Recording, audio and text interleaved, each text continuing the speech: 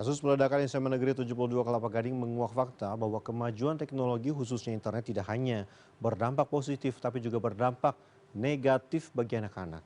Kehidupan anak-anak khususnya remaja saat ini disebut semakin kompleks dengan kehadiran media sosial. Meski kehidupan para remaja di media sosial begitu riuh, namun ternyata mereka kesepian di dunia nyata. Kita simak laporan khas redaksi.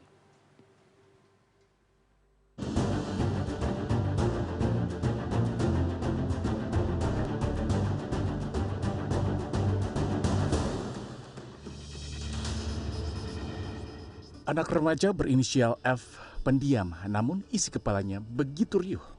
Di kepalanya riuh akan dendam dan rasa tertindas dan merasa sendiri. Itulah rasa yang diungkap F dari hasil pemeriksaan polisi. Meski merasa kesepian, namun ternyata kehidupan F di dunia maya berbeda. F disebut masuk dalam komunitas konten negatif di media sosial yang senang dengan kekerasan. Aksi nekatnya pun disebut polisi terinspirasi dengan komunitas yang ia ikuti. Yang bersangkutan hanya mempelajari, kemudian mengikuti beberapa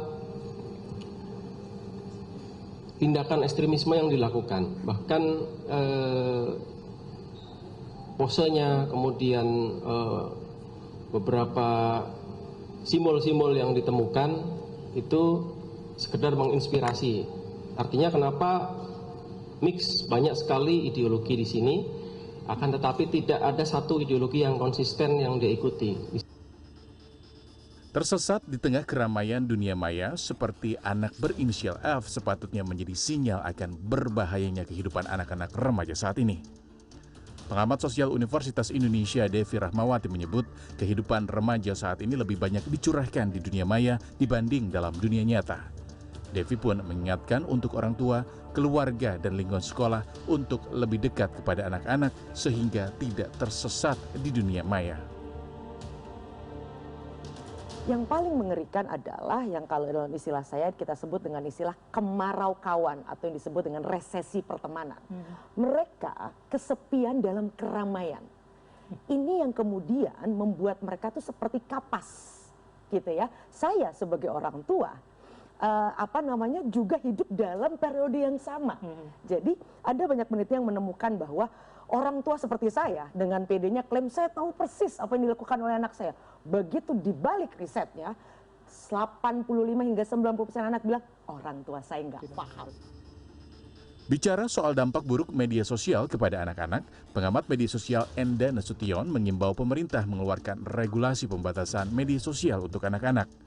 Enda menyebut usia anak-anak dan remaja menjadi rentan terpapar informasi dari media sosial lantaran secara psikologis dan usia memang belum cukup matang menyaring informasi.